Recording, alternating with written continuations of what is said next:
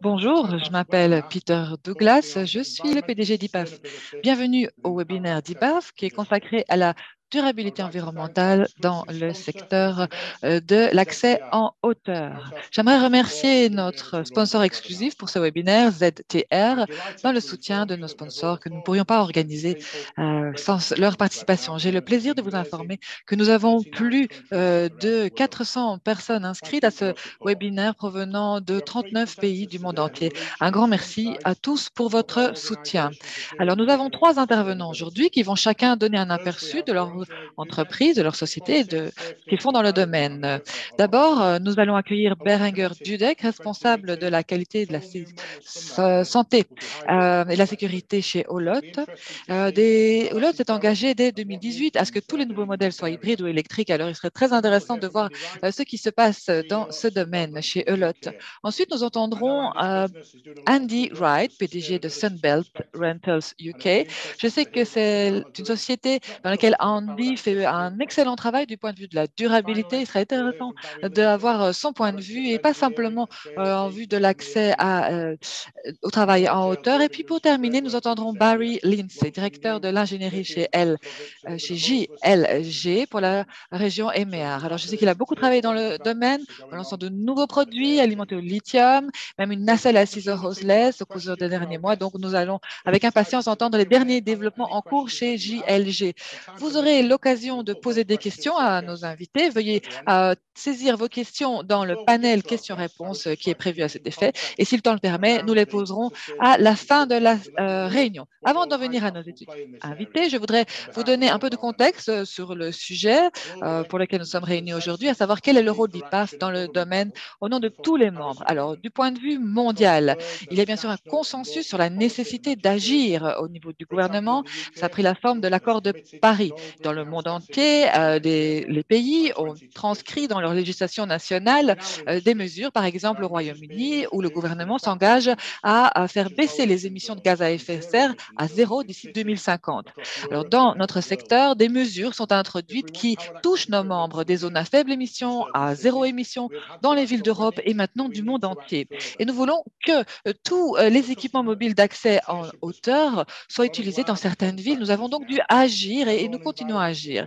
Alors, quelles sont les attentes des clients? Les politiques environnementales des grandes sociétés poussent la demande de machines électriques et hybrides sur les chantiers et pour respecter leurs politiques et les politiques locales. Donc, beaucoup de changements qui comportent à la fois des opportunités et des risques, mais une action prise proactivement peut apporter un avantage concurrentiel aux entreprises. Et donc, la Fédération s'engage à devenir une organisation sans émissions de carbone d'ici à 2030. Nous avons entrepris notre propre audit environnemental, établi notre propre empreinte carbone pour permettre une accréditation par Carbon Footprint NTD, un organisme établi et reconnu mondialement. Nous alignons notre plan triennal pour réduire les émissions dans tout ce que nous faisons, dans toutes nos activités. Nous avons fait un sondage parmi nos membres pour mieux comprendre quel est leur point de vue et nous avons pu déduire de ce sondage, après donc cette enquête, auprès de nos membres britanniques, que 60% d'entre eux ont l'intention de réduire leur impact carbone, mais par contre, 60% n'ont pas de date butoir pour y parvenir. La fédération IPAF veut donc soutenir et appuyer ses membres en les orientant, en les guidant, en leur donnant les informations. Bien entendu, le coût est le défi numéro un, le premier obstacle, et nous allons donc travailler avec nos membres pour mieux comprendre ce problème. De nombreux membres agissent déjà d'eux-mêmes. Ils ont mis en place des initiatives, des programmes excellents, et nous souhaitons donc partager les meilleures pratiques avec tous nos membres afin de les inciter à s'impliquer. Nous allons donc créer deux nouveaux prix, des récompenses pour la prochaine édition de l'IAPAS, l'un pour la meilleure initiative environnementale d'une société de location ou d'un centre de formation et l'autre pour une meilleure initiative environnementale d'un fabricant. Nous nous engageons également à établir un rapport annuel sur l'empreinte carbone d'IPAF et soumettre les données à vérification. Alors, avant de présenter notre premier intervenant, j'ai le plaisir de vous présenter une courte vidéo de notre sponsor exclusif pour ce webinaire, ZTR.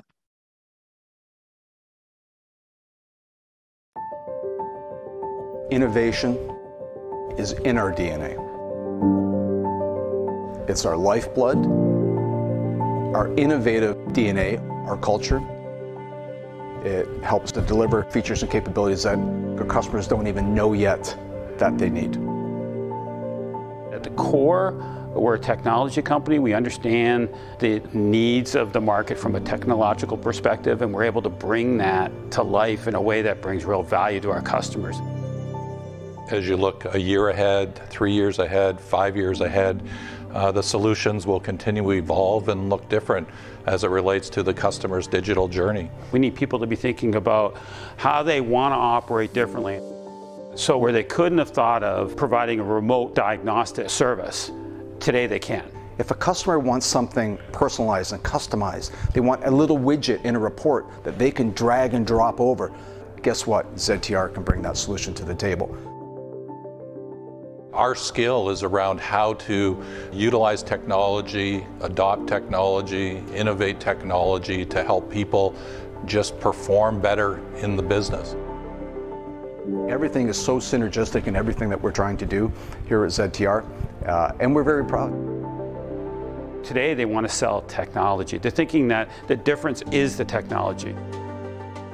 And really the difference is the information and how you operate and how you service your customer. That's where the real difference is.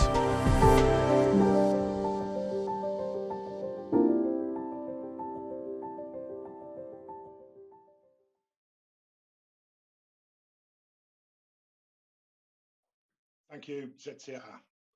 Okay. Merci ZTR.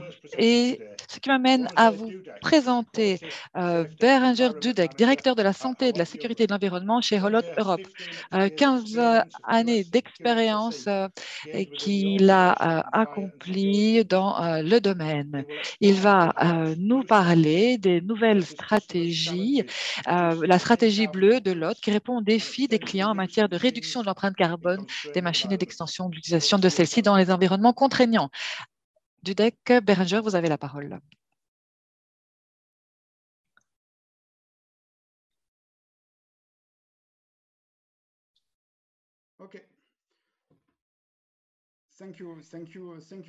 Merci Peter pour ces mots d'introduction. C'est un grand plaisir de vous présenter les actions prises par Hollott pour répondre aux enjeux environnementaux des clients. Alors, comme cela a été dit par les personnes en charge de la certification, j'ai rejoint Hollott il y a 2 ans. Et comme vous le savez, quand vous êtes le petit nouveau, j'ai fait des recherches sur les activités de Hollott avant de rejoindre l'entreprise. Et donc, je prédis qu'à l'avenir, les plateformes élévatrices mobiles de personnel seront électriques. Cette citation provient de Alexandre Sobo, PDG du groupe Hollott. C'était publié sur un site Internet. Avant Hollott, j'étais du côté des utilisateurs.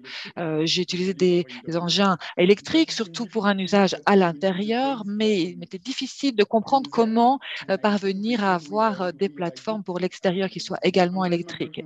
Et puis, bien entendu, le contexte a fortement changé, la question environnementale, les accords de Paris, les mesures prises pour préserver l'environnement et, bien entendu, la performance, les nouvelles technologies qui nous permettent de nouveaux développements. Et donc, dans ce contexte changeant, il y a également les clients, les utilisateurs qui changent de mentalité et qui sont prêts à adopter l'électrique. Comme vous le voyez ici, de plus en plus de clients communiquent sur leur stratégie de préservation de l'environnement, que ce soit par le biais de leur site Internet ou leurs publications. Donc, ils s'affichent pour un engagement pour la protection de l'environnement et ils proposent des équipements et des solutions écologiques et ils utilisent leur certification ISO comme un moteur pour devenir compétitif, bien entendu ISO 9001, mais également la 14001 et la 45001. C'est un partenaire à valeur ajoutée pour leurs clients. Comme je l'ai dit au tout début, quand j'ai parlé du contexte environnemental, il a fortement évolué.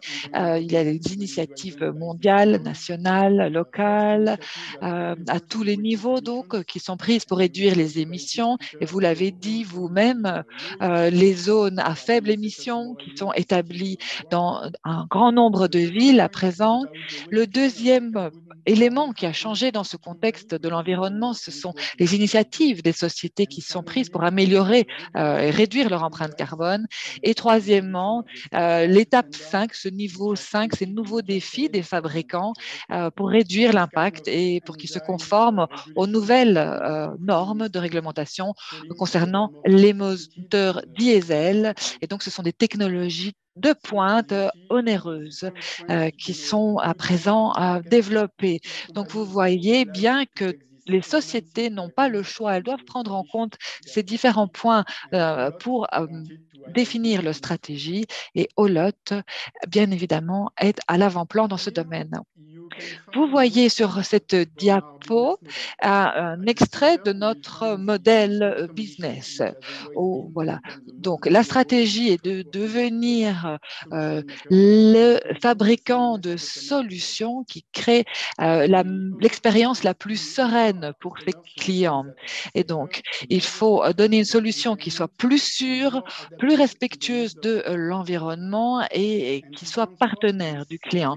Alors, pour transformer cette stratégie en action, nous avons trois axes principaux qui ont été définis. Devenir une entreprise bleue, un fournisseur de services mondiaux et le niveau mondial, le meilleur niveau en termes de prestation de services sur le marché.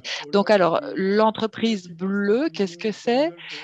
Nous avons donc laissé tomber progressivement le diesel pour nous diriger vers l'électrique. Ça réduit l'empreinte carbone, mais également la pollution par le bruit, notamment lors des interventions de ces machines. Alors, pour arriver à ces objectifs, bien entendu, des actions sont mises en œuvre, des ressources y sont allouées.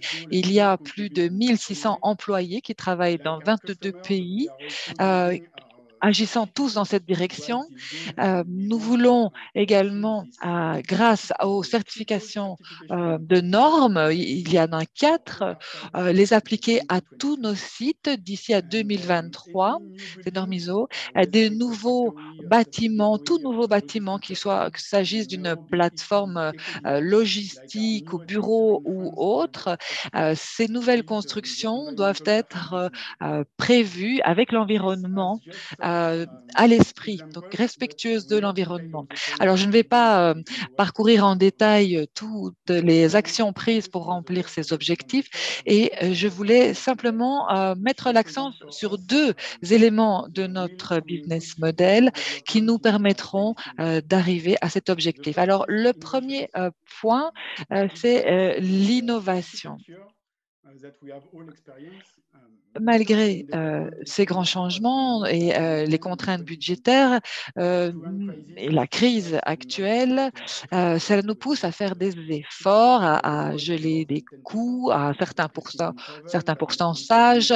Donc, nous faisons des économies, par exemple, dans les transports, etc., mais pas en recherche et développement. 2,6% du chiffre d'affaires de 2019, il s'est passé à plus de 3% à l'avenir. Ça va appuyer notre stratégie vers le changement, vers cette entreprise bleue.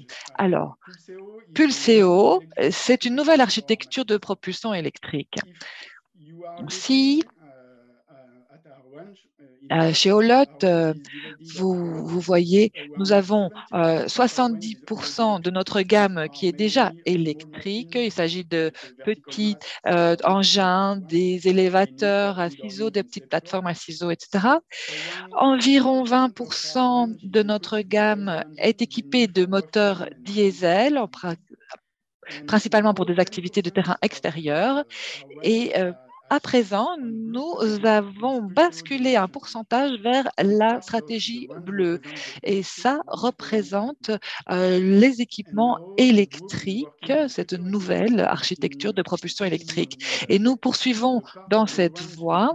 La part va évoluer vers Pulseo et donc chaque année, nous allons annoncer un nouvel équipement qui fera partie de cette industrie bleue. Alors, c'est en gamme Pulseo. Donc, alors, de quoi s'agit-il? Il y a trois engins. Alors, un prolongateur de portée intégré jusqu'à 18 mètres, à 15 mètres et 18 mètres. Donc, il y a différentes options de charge. Vous voyez ici à l'image quels sont ces équipements mobiles d'accès en hauteur. Alors, bien entendu, quelles sont la promesse, quel est notre engagement? Tout d'abord, des capacités complètes pour les terrains accidentés. Ça permet également à réduire les nuisances sonores et réduire les émissions à zéro ou presque zéro en fonction de l'utilisation.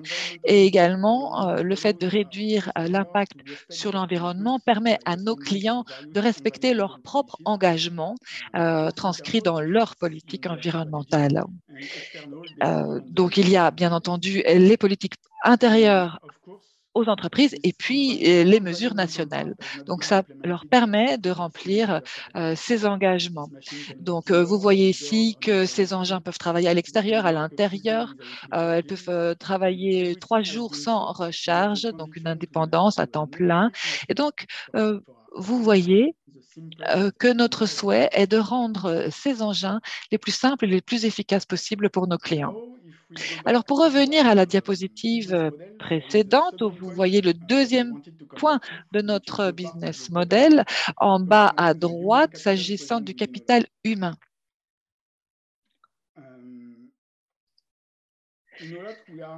Donc, quelles sont nos valeurs chez Olot? Nous sommes pleinement convaincus que les femmes et les hommes sont engagés au quotidien. Donc, nous sommes unis dans nos valeurs, que chaque collaborateur joue un rôle clé dans la réussite du groupe. Donc, nous avons mis en place un programme Change pour placer les collaborateurs au cœur de la performance. Donc, ça se traduit par des projets liés à l'environnement et de partage, l'harmonisation des bonnes pratiques en matière de ressources humaines. Dans la plupart des entreprises, pour améliorer les conditions de travail et la performance, la qualité de la vie au travail est faite. Et nous avons donc déjà mentionné l'importance croissante des performances et du bien-être du personnel. Et puis, il y a également un troisième point, donc suite à la qualité de la vie et au système de gestion, il s'agit de l'excellence opérationnelle pour optimiser la productivité de l'entreprise en éliminant les gaspillages opérationnels. Donc, pour chacune de ces bulles bleues, un programme spécifique a été élaboré sous la tutelle du Yellow. Et en fait, pour le dire de manière brève, nous avons demandé aux employés d'écrire eux-mêmes un jeu de pratique qui définirait leur travail à l'avenir. Et c'est exactement ce que veut dire Yellow. Alors, on nous a demandé, mais qu'est-ce que ça veut dire, cet acronyme Yellow? Alors, la première lettre montre que chacun est au cœur du processus, à savoir, vous êtes l'acteur du changement. Donc, il ne s'agit pas que des employés, mais des partenaires également. Donc, nous participons tous à ce microcosme et ils sont tous inclus dans le programme Yellow. Alors, les 4 autres lettres du logo sont là pour préciser comment nous allons étendre ce cadre. L'excellence, l'apprentissage des uns des autres, le bien-être et le sourire, et bien entendu, penser différemment. le O pour out of the box. Et c'est bien l'innovation chez Hollott qui est le moteur de ces conceptions. Et c'est bien l'innovation qui va permettre à Hollott de se transformer. C'est un programme qui est en phase de déploiement actuellement et on voit déjà les premiers fruits, tout d'abord au niveau local dans chacun des sites du groupe et en externe. J'espère que prochainement, je pourrai vous présenter les nouvelles innovations qui découleraient du programme Yellow. Voilà, j'en ai terminé pour ma présentation. Je vous remercie de m'avoir écouté. Merci Béranger Dudek et je remercie également Hollott qui est un membre depuis 2018, un membre actif. Alors, notre prochain intervenant est un vétéran de l'industrie de la location d'engins, Andy Wright. Andy a plus de 30 ans d'expérience de direction dans le secteur de la location, à la fois en Europe et au Moyen-Orient. Il a occupé des postes de direction chez Agreco, la Vendon Group et Speedy avant de rejoindre Sunbelt en 2019. En février 2020, il est devenu PDG de Sunbelt UK. Je sais qu'Andy et son équipe prennent la durabilité très au sérieux et donc j'ai hâte d'entendre ce qu'ils vont nous présenter. Andy, vous avez la parole. Merci. Merci, Peter.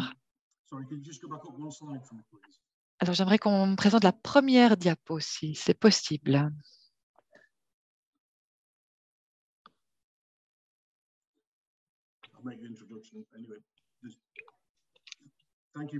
Merci. Bon, je vais faire ma petite introduction. Alors, vous m'avez décrit comme un vétéran. Alors, merci de me rappeler mon âge. Donc, blague à part, bonjour ou bon après-midi à toutes et tous, en fonction de d'où vous vous trouvez dans le monde.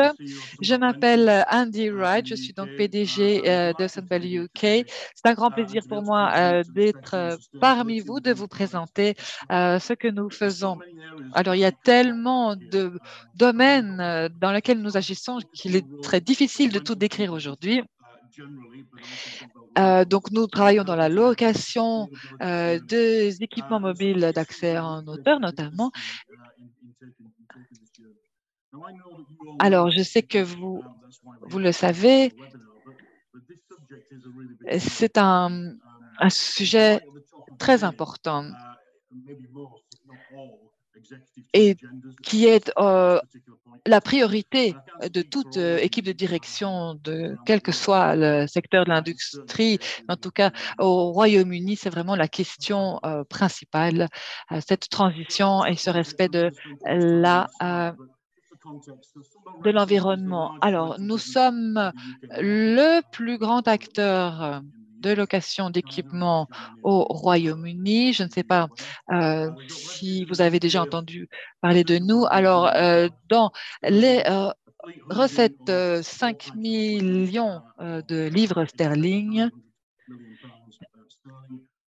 nous avons 3700 employés répartis dans différents pays et en Amérique du Nord. Donc, l'interprète vous présente ses excuses car la qualité du son ne permet pas d'entendre précisément ce que dit l'orateur.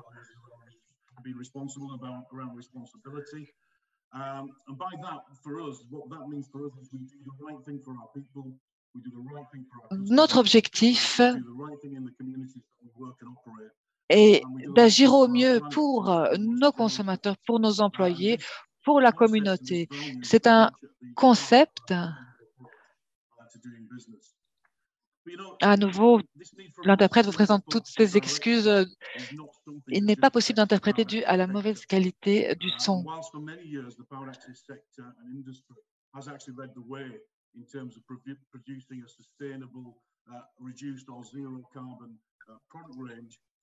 La gamme des produits électriques s'est développée pour répondre aux mesures environnementales et réduire l'empreinte carbone. Et je n'ai aucun doute que vous, qui êtes spécialistes dans des domaines connexes, connaissez les défis auxquels nous sommes confrontés également. Voilà, ceci est une interprétation approximative, en nouveau toutes les excuses de la part de l'interprète. Alors, quels sont les grands défis dans le secteur de la location? Arriver à un équilibre entre l'utilisateur final et l'entreprise de location. Et il reste toujours une part de machines qui utilisent des technologies anciennes. Un autre point de questionnement est vers quelle technologie devrions-nous investir pour qu'elle se développe un petit peu tout en parallèle. Et également, il faut trouver la bonne concordance entre l'offre et la demande. Quels sont donc les objectifs de chacune des politiques prises au niveau des différents pays en fonction de l'endroit où se trouvent nos clients? Donc, il n'est pas toujours facile de trouver cet équilibre entre ces différents domaines. Une fois que la transition technologique est effectuée,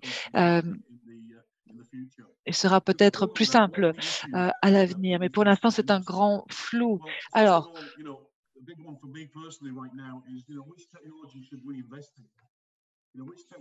personnellement, ce qui me pose question est dans quelle technologie devrions-nous investir? Ça, c'est vraiment important.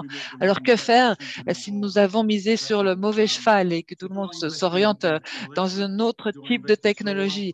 Le solaire, l'hybride, l'hydrogène, vous voyez, il y a beaucoup de pistes actuellement et nous n'avons pas encore de voie unique. C'est pour moi le plus grand défi dans notre filière, à savoir quelle est la technologie que nous devrions adopter, dans laquelle nous devrions investir, surtout à grande échelle.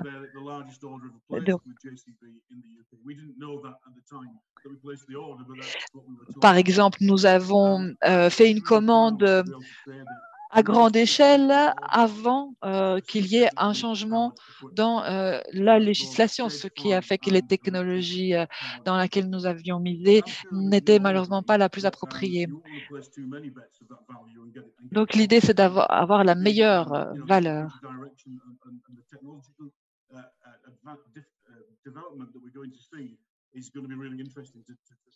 Donc, il sera très intéressant de voir comment la situation évolue.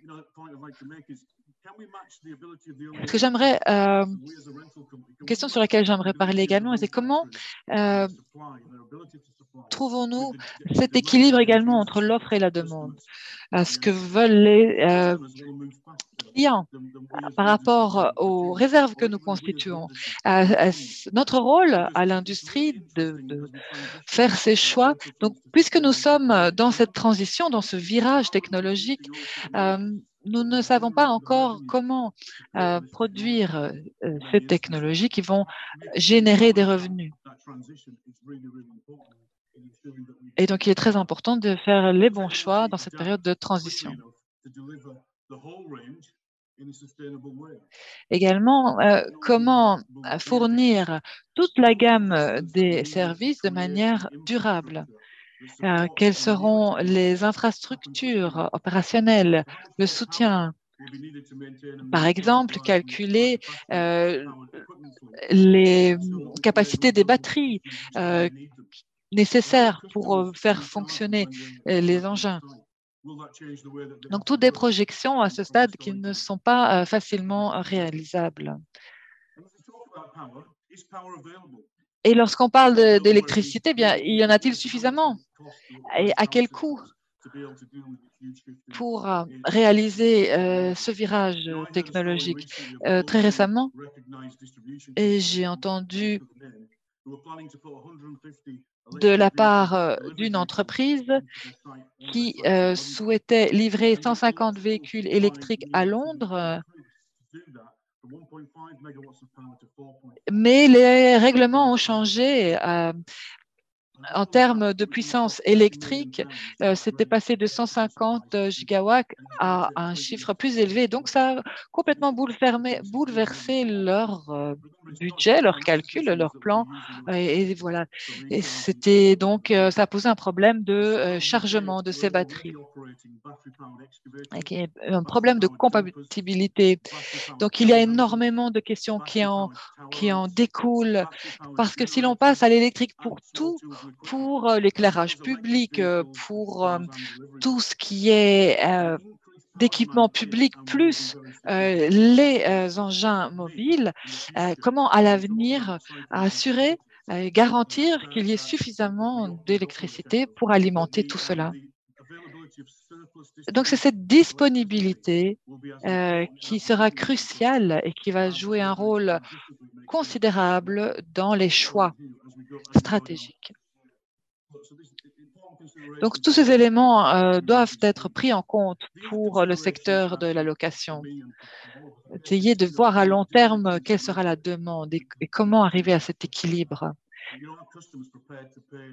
Un autre élément est la question du coût à l'utilisateur. Quel est le prix qu'ils sont prêts à payer? Dans certains cas, ça double le prix.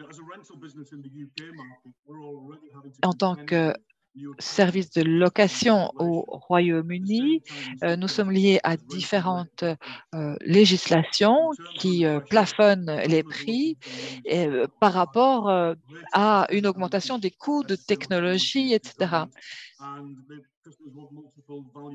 À nouveau, l'interprète vous présente toutes ses excuses dues à la mauvaise qualité du son. Donc, la transition nécessite plus de ressources qui coûtent.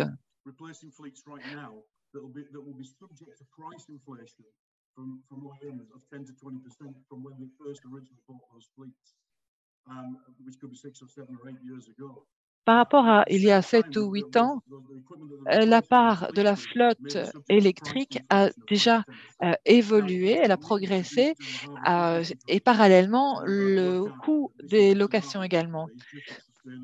Donc, il faudrait s'assurer que cette augmentation des prix soit viable sur le long terme.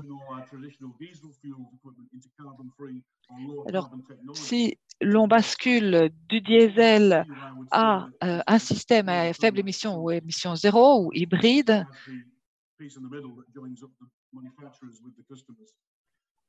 il faut comprendre que les sociétés de location se trouvent à mi-chemin entre le fabricant et l'utilisateur.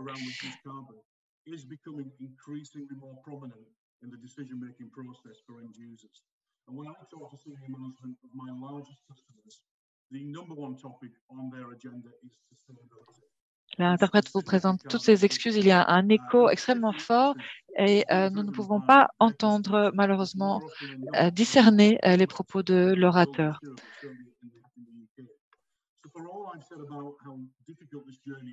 En résumé, il s'agit donc d'un parcours semé d'embûches, mais nous devons traverser cette voie. C'est un voyage, nous n'avons pas le choix. Il faut aller de l'avant, même s'il comporte des questionnements et des obstacles en termes de prix, en termes de prévision, en termes de choix technologiques. Alors, diapositive suivante, je vous prie.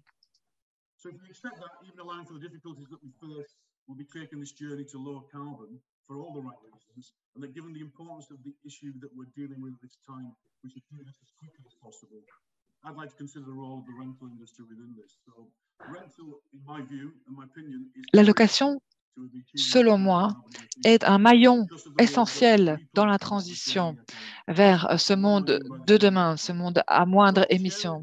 Alors,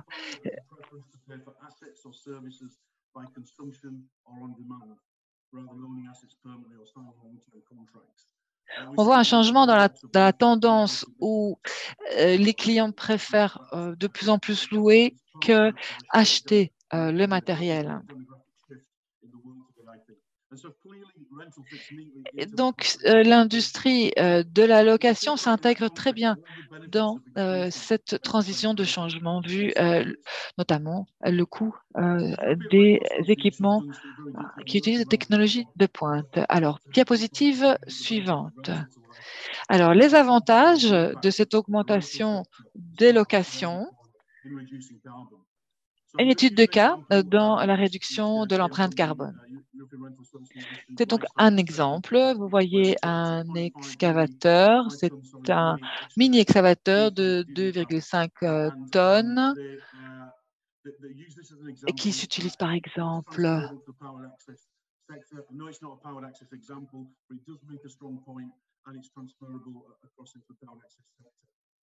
donc l'alimentation a été modifiée pour qu'elle... Donc ce type d'équipement est loué à 20 clients par an.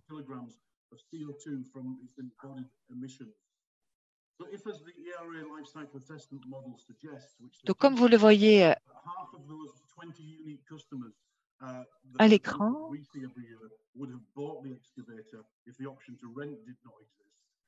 then this would save 32,500 kilograms of CO2 equivalent. Simple math of 10 customers after 20 times 3,250 kilograms of CO2. C'est une étude qui montre que la location d'équipement a une empreinte de carbone moindre que l'achat de l'équipement, avec preuve à l'appui par les chiffres du nombre de locations de cet équipement par rapport à l'éventualité où il n'existait pas d'excavateur de ce type à louer et où les clients auraient dû l'acheter. C'est une réduction d'empreinte carbone qui est calculée par rapport à différents coûts, les coûts de production de l'équipement, les coûts d'utilisation de l'équipement. Donc, grâce à la location, on peut utiliser moins d'engins et le répartir sur plusieurs clients.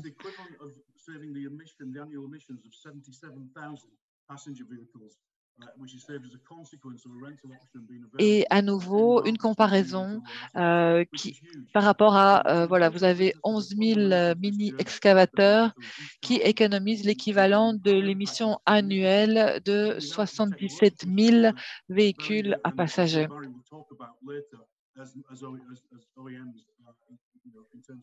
Une étude qui a été donc faite et qui démontre l'avantage de la location en termes d'impact sur l'environnement. Diapositive suivante. Alors, développement durable d'ici à 2030 et la stratégie. Alors, premièrement,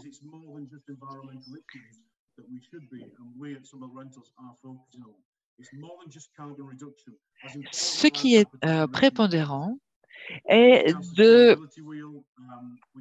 fournir, selon les besoins présents, sans faire de compromis sur nos capacités et sans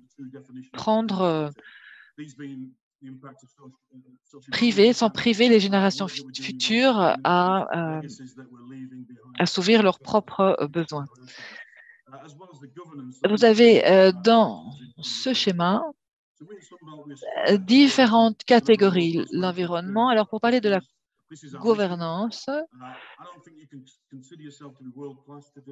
pour atteindre un niveau de qualité mondiale, il faut être accrédité. Donc, nous nous basons fortement sur cette gouvernance pour être un partenaire de choix, de confiance. Il y a également une catégorie sur la performance qui est importante. Alors, diapositive suivante. Voilà. Alors, en résumé, je pense que nous sommes à la croisée des chemins.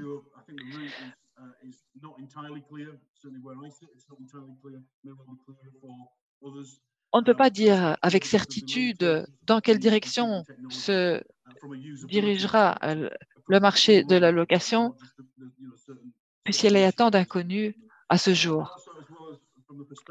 Donc, nous sommes à un tournant technologique. Il y a toujours des limites en termes d'infrastructures de soutien, d'alimentation, de recharge.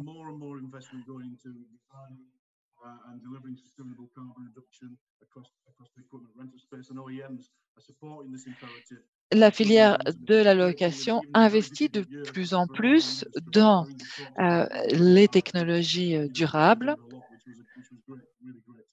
ce qui est une bonne nouvelle.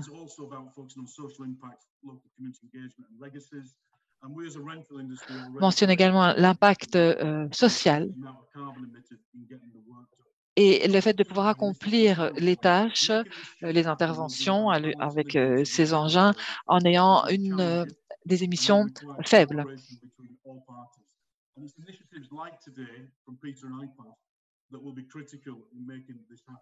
Et ce qui est important, si nous voulons parvenir à y réussir ce virage technologique vers un environnement durable, est que tous les acteurs participent activement à cet effort. Je vous remercie à nouveau avec toutes les excuses de l'interprétation. Alors, merci Andy. Alors, je ne veux pas m'excuser de vous avoir qualifié de vétéran parce qu'on m'a fait la même remarque. Voilà, un grand merci Andy pour ces éléments de réflexion tout à fait pertinents. Alors, notre dernier intervenant aujourd'hui est Barry Lindsay. Barry a rejoint JLG en 2012 en tant que directeur d'ingénierie en Europe. Il a géré l'équipe européenne travaillant sur toute la gamme de produits. Il a plus de 25 ans d'expérience dans une gamme d'industries de véhicules spécialisés, occupant un certain nombre de postes de direction en ingénierie. Plus récemment, il s'est concentré sur la compréhension de l'écosystème d'électrification en travaillant avec l'équipe mondiale JLG pour définir les stratégies technologiques de demain. À vous, Barry. Merci, Peter. Je vais montrer ma vidéo, pardon, ma présentation.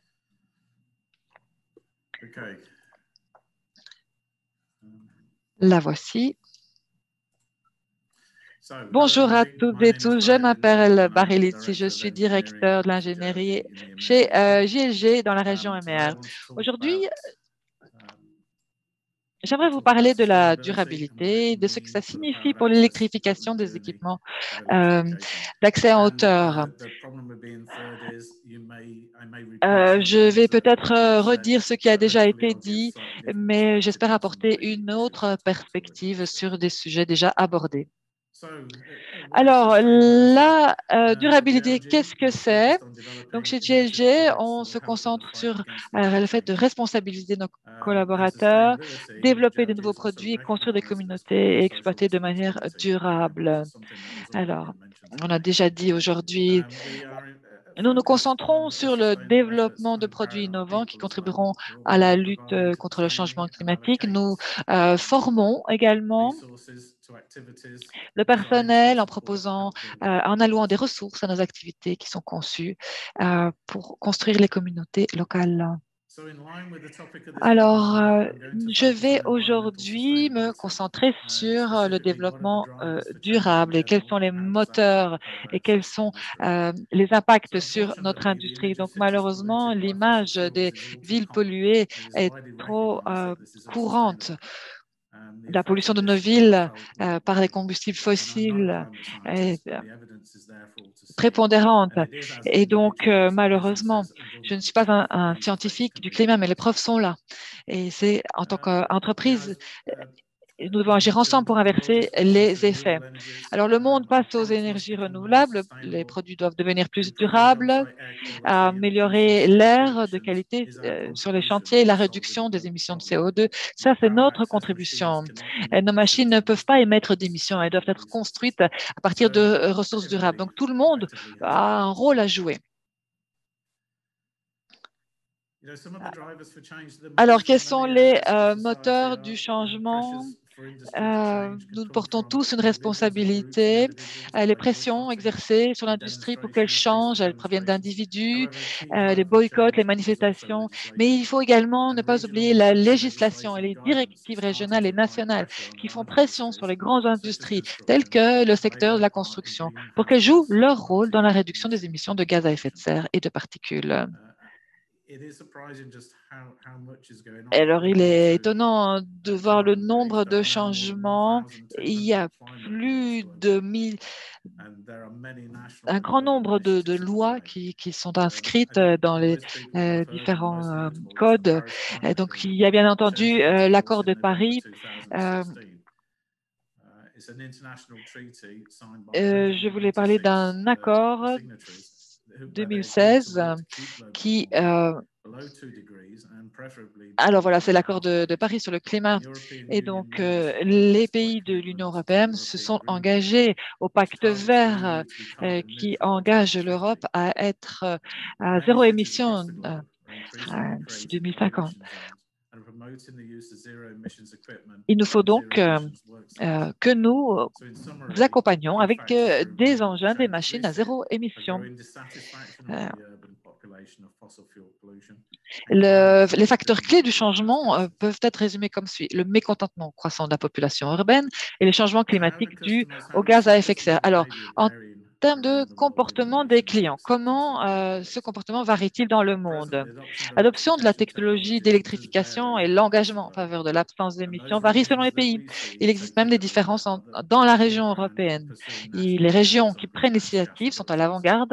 Alors que la législation fixe des agendas nationaux, la mise en œuvre, elle est stimulée par la reconnaissance accrue de la responsabilité sociale des entreprises et des principaux investisseurs. Au niveau des entreprises de location, presque toutes reconnaissent le besoin croissant, mais ont des points de vue différents sur le calendrier et la demande. Alors, quand on regarde dans le monde, on voit que c'est l'Europe qui est en tête pour l'adoption de la technologie verte. Et puis, il y a l'Asie qui met un accent sur le développement des produits électriques parallèlement aux moteurs à combustion interne à mesure que le marché asiatique se développe. Et puis, il y a également le fait que les coûts des moteurs STEV5 pourraient pousser la demande vers des solutions électriques. Pour l'Amérique du Nord, l'accent reste mis sur les solutions de moteurs à combustion en interne, mais la tendance à l'électrification est bien présente. Et puis, l'Amérique latine, là, il semble qu'il soit plus ouvert à la solution électrique. Voilà pour un aperçu de la situation et de la perception électrique dans le monde. Alors, qu'est-ce que ça veut dire l'électrification pour le service de l'accès en hauteur?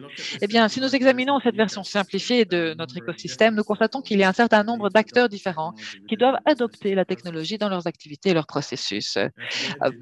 Pour commencer, les ingénieurs, les architectes, l'introduction de l'électrification n'offre que des avantages. La conception n'est pas limitée par l'architecture du système moteur qui est devenu de plus en plus complexe avec l'introduction de des niveaux d'émissions, plus de systèmes compliqués de post-traitement des gaz d'échappement, de refroidissement, du moteur ou de carburant. Et donc, les machines peuvent être conçues en sachant qu'elles n'ont pas à tenir compte des futures mises à jour des émissions et des limites. Et bien que ce ne soit pas un résultat direct de l'électrification, la connectivité croissante des machines peut fournir aux ingénieurs des informations utiles sur l'utilisation, notamment la consommation d'énergie et autres. Alors, s'agissant des partenaires de location, quels sont les avantages? Eh bien, le coût total de possession, la réduction par la maintenance, des informations sur la diagnostic par les batteries peuvent réduire le coût d'entretien. Et plus important encore, la machine électrifiée à zéro émission pourra répondre aux besoins du client. La rapidité de rotation et de chargement des machines, ainsi que le faible niveau sonore et le fonctionnement propre en intérieur augmenteront l'utilisation globale de la machine. Alors, les loueurs achètent encore une bonne partie des essais. La différence, on la remarquera chez le client final et pour l'instant, il s'agit principalement de batteries au lithium à chargement rapide. Alors, pour l'entrepreneur général, quels sont les avantages? Eh bien, il s'agit des performances identiques aux autres alimentations, un faible niveau sonore, une option plus propre, un temps de charge rapide et pas de fuite. Et puis, pour l'opérateur, c'est très simple. Des performances identiques à l'autre système, une performance constante et un faible niveau sonore, très important pour l'opérateur. Alors, comme on l'a déjà dit, le succès pour avoir un succès, il faut que tous les acteurs participent. Alors, la question est, comment pouvons-nous aider nos clients en tant que fabricants? Eh bien, nous disons oui à l'électrification. Alors, passons en revue les technologies qui rendent cette transition possible. Tout d'abord, bien sûr, les batteries. Les batteries sont en concurrence croissance. Elles étaient d'abord trop grandes, elles dépendaient de différents environnements, l'usage à l'intérieur par rapport à l'extérieur. Voilà. En général, chaque technologie a eu sa place dans le développement des produits. Les limites sont devenues plus floues ces dernières années en raison de l'attention accrue portée au climat. On s'attend de plus en plus à ce que ces solutions zéro émission puissent remplacer la combustion interne. Et ça a créé un nouveau défi pour l'industrie des batteries qui doit développer des nouvelles technologies capables d'égaler les performances énergétiques des moteurs à combustion interne. Aujourd'hui, donc, cette amélioration reste un défi. Ça a été depuis plusieurs dizaines d'années. Le défi principal est de ne pas faire de compromis dans la manière d'utiliser ces équipements. Mais les progrès de développement de la composition chimique des batteries permet d'être positifs afin qu'elles puissent faire le travail. Le développement donc de la conception des cellules des batteries est désormais adapté à l'industrie des véhicules hors route. Et donc, il n'y a plus beaucoup de raisons de ne pas utiliser ces batteries électriques car elles emmagasinent l'énergie nécessaire. Donc voilà, j'aimerais dire que un petit mot sur la batterie au lithium-ion. Qu'est-ce que c'est? Alors, tout d'abord, la cellule, c'est donc un ensemble de composantes. Il y a d'abord la cellule de la batterie elle-même. Généralement, elles sont décrites comme trois types différents, prismatique, cylindrique ou pouch. Ces différents formats ont été conçus à différentes époques pour augmenter la densité énergétique du paquet complet au cours des 4 ou 5 dernières années. Ce n'est pas un facteur qui est fortement important pour les équipements qui nous concernent.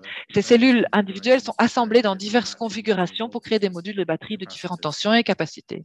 Par exemple, le même type de cellule de batterie est utilisé pour alimenter les trains, les bus, les voitures, mais plus ou moins grande en fonction des besoins. Et donc, toutes ces différentes cellules doivent être contrôlées par un système de commande, de surveillance de la batterie, de commande électronique. Ce système contrôle la décharge et la charge des batteries ainsi que la santé des cellules. Le BMS fournira des données à ce sujet, y compris tout ce type de problème, les codes. Alors, outre la batterie, il y a d'autres composants importants qui font partie de la situation. Alors, il y a la technologie des moteurs. Les commandes et les logiciels également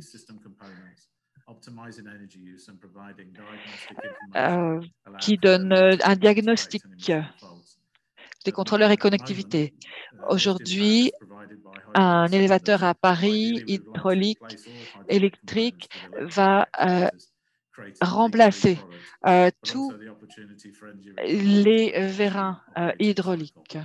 C'est l'idée, en tout cas. Puisque l'énergie embarquée est un facteur très important, un facteur important, nous devrons envisager l'utilisation de structures de composants plus légers afin de réduire l'énergie nécessaire au levage des personnes. Alors, considération également, élément à prendre en compte, le chargement sur machine, hors machine et la normalisation des protocoles de charge rapide. C'est une partie intégrante de la solution. Comme vous pouvez le douter, là où le moteur à combustion interne a été la norme, il n'a pas été nécessaire de développer une infrastructure de charge électrique. Ainsi, outre la technologie des batteries, la technologie de charge des batteries suscite un intérêt croissant.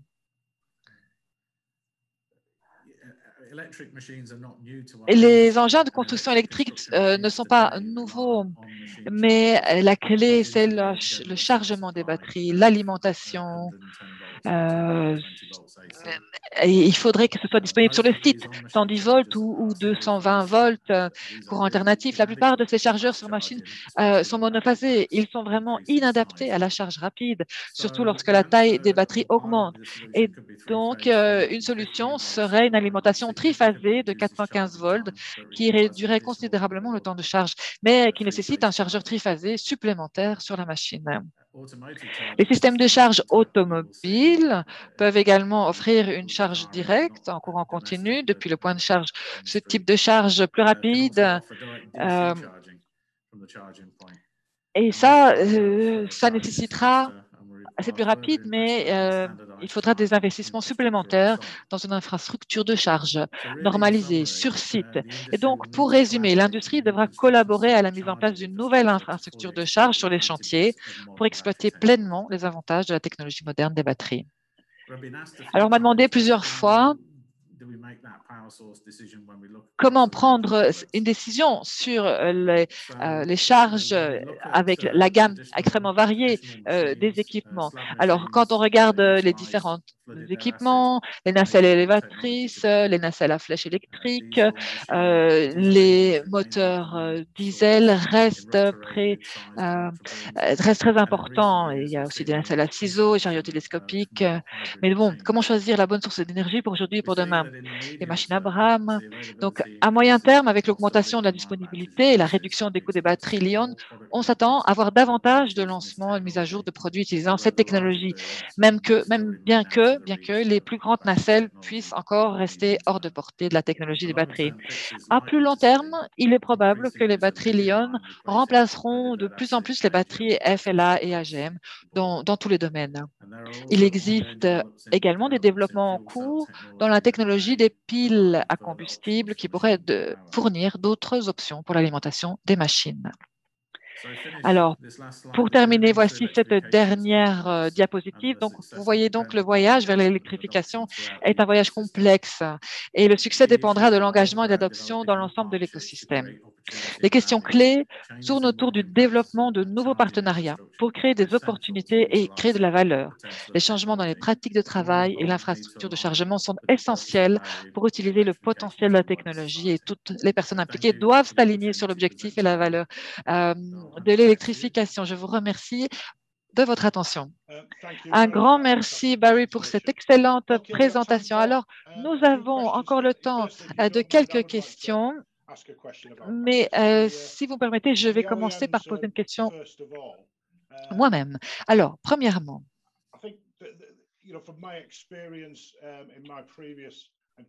selon mon expérience, alors Barry parle de la technologie du lithium, question de coûts et d'équipements équivalents. Je pense qu'il s'agit d'un surcoût de 25% par rapport à un équivalent diesel. Est-ce que ces équipements deviennent de plus en plus populaires? Quel est votre avis là-dessus, Barry? Oui, moi je pourrais tenter de vous donner une réponse. Oui, le coût des batteries est poussé par l'industrie automobile et nous utilisons les mêmes technologies. Alors, la conception des accumulateurs de batteries a été, et donc le coût a été réduit de 80%. Et donc, l'objectif est d'aller encore plus loin, de réduire ce coût.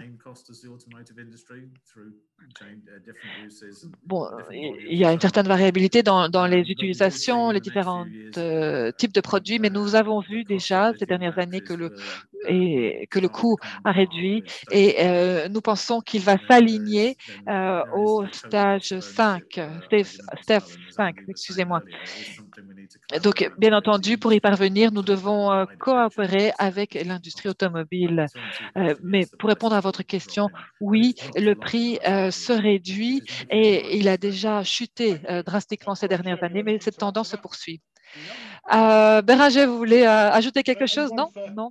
Je suis d'accord. J'ai une question pour Andy. Alors, Andy, je sais, vous avez différents types d'équipements, pas uniquement des élévateurs ou des plateformes. Alors, y a-t-il des domaines dans lesquels vous avez investi plus dans l'électrique par rapport au diesel? Andy, votre micro est éteint.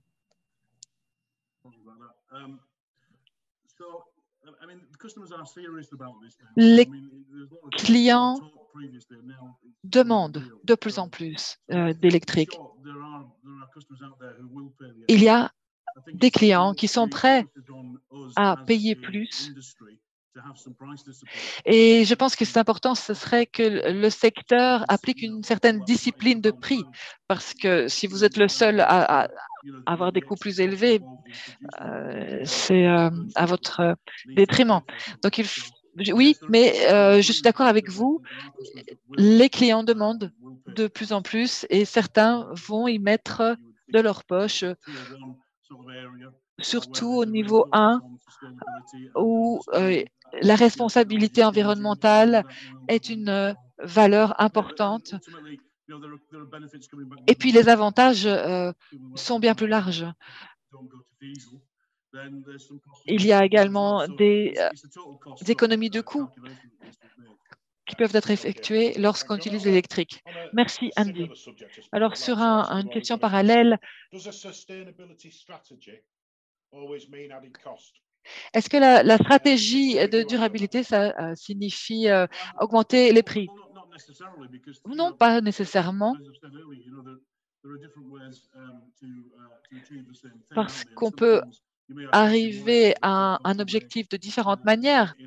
On peut réduire les coûts dans d'autres domaines.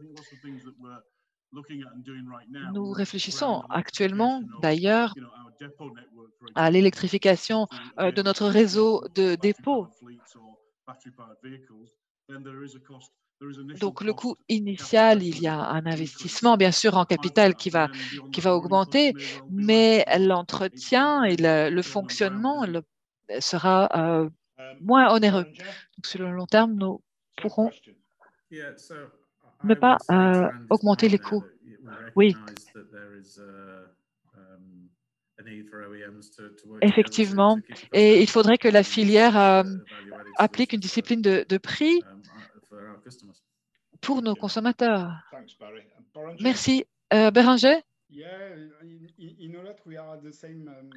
Oui, nous sommes sur la même longueur d'onde que les conférenciers précédents. Bien entendu, les batteries, ça implique un coût supplémentaire.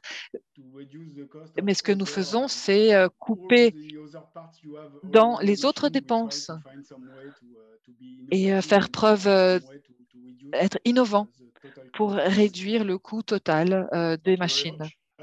Merci. J'ai une autre question. Comment est-ce que vous mesurez l'émission des équipements? On nous a dit qu'il y a un calculateur de CO2 au niveau européen. Vous allez le voir, il est disponible sur notre site Internet de l'IPAF. Ça ne se limite pas aux équipements mobiles d'accès en hauteur, mais c'est un mode de calcul qui vous donne le coût tout au long de la vie de votre équipement, donc le nombre de CO2, d'émissions produites. Je ne sais pas si quelqu'un peut ajouter des commentaires, des détails sur cette question. Alors, non, je ne pense pas. Donc, une autre question. Quel est votre avis sur l'évolution en Asie par rapport à l'Europe et aux États-Unis? Électrification. Béranger. Eh bien, nous aurons exactement les mêmes machines qu'en Asie. Et nous allons tenter de pénétrer le marché en Chine. C'est en phase de développement et notre activité, c'est d'envoyer nos machines en Asie. Ce n'est pas c'est pas très facile pour l'instant, mais je pense que ça va aller mieux à l'avenir. Barry? Oui, nous travaillons étroitement avec notre équipe en Chine et on constate un fort intérêt dans l'électrification. Nous rencontrons les mêmes défis en Asie qu'en Europe. Comme je l'ai dit dans ma présentation, il y a un coût supplémentaire quand on utilise les engins diesel. Ça fait partie des mesures environnementales qui ont été prises en Europe et donc du coup ça donne un avantage au système électrique, ça donne une impulsion et c'est la même chose, la même situation en Asie. Alors Andy, une autre question. Pour rebondir à votre commentaire sur l'infrastructure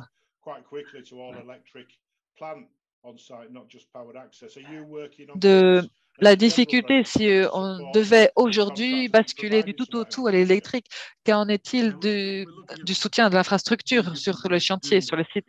Oui, c'est très difficile parce que chaque équipement est particulier. Certains seraient plus facilement intégrés, alors que d'autres, pour l'instant, c'est purement et simplement impossible. Et il faudrait qu'ils aillent recharger leur batterie quelque part. Et la question, c'est où? Oui, donc là, il y a plusieurs initiatives en cours, mais comme je l'ai dit, nous sommes en plein milieu de ce questionnement. On essaie de trouver une solution à cette question. Merci. Alors, question des fabricants. Hydrogène. Quelle est la meilleure solution par rapport aux énergies fossiles? Barry?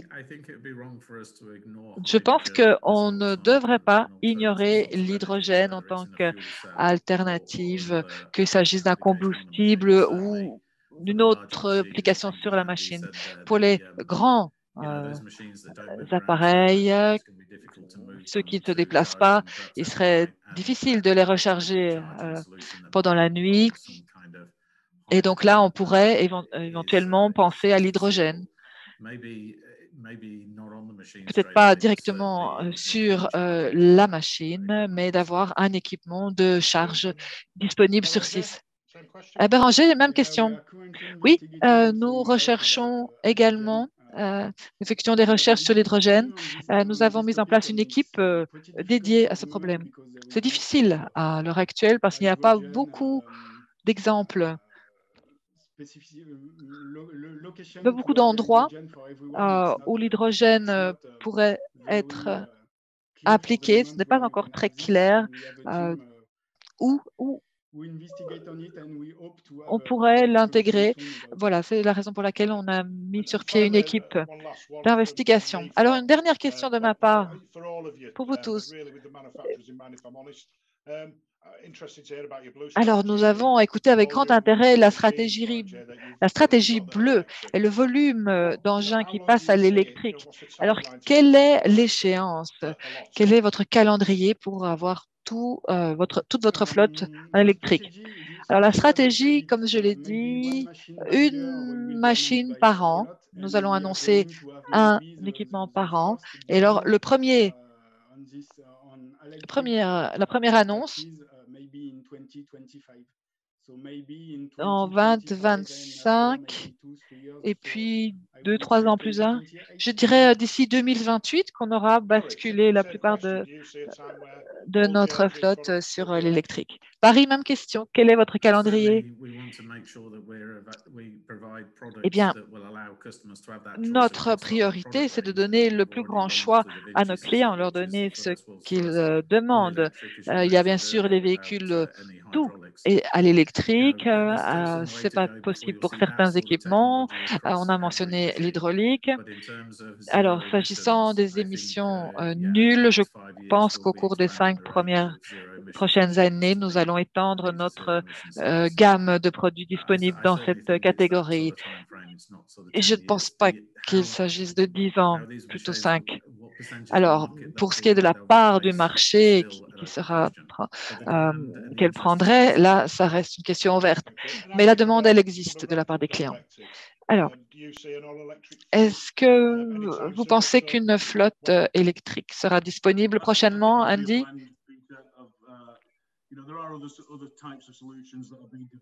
Il y a différentes solutions en termes de combustible, différentes recherches, le biocombustible, d'autres énergies alternatives qui ne sont pas à émissions nulles, mais à faible émission. Donc, c'est difficile de dire si tout sera électrique. Il y aura peut-être d'autres combustibles qui vont prendre le relais, on ne sait pas. C'est ça le dilemme technologique dont je vous parlais dans ma présentation. Allons-nous investir tout miser sur l'électrique alors qu'il y a d'autres options à faible émission disponibles? Donc, si on avait une boule de cristal, voilà, ce serait plus facile. Malheureusement, ce n'est pas le cas et c'est un vrai défi de voir dans quelle direction les choses vont évoluer. En tout cas, ce serait très intéressant de voir. Merci beaucoup, Andy. Et voilà, c'est tout pour aujourd'hui. Ça me laisse juste quelques secondes pour remercier très chaleureusement nos conférenciers, Béranger Dudek, Andy et Barry. Merci pour vos réflexions et je remercie particulièrement notre sponsor exclusif ZTR et merci à tous nos membres d'avoir choisi d'être parmi nous pour ce webinaire. Alors, pour le prochain webinaire, nous allons annoncer notre prochain rapport mondial sur la santé. Les inscriptions sont déjà ouvertes. Si vous souhaitez vous inscrire, vous êtes les bienvenus. Merci.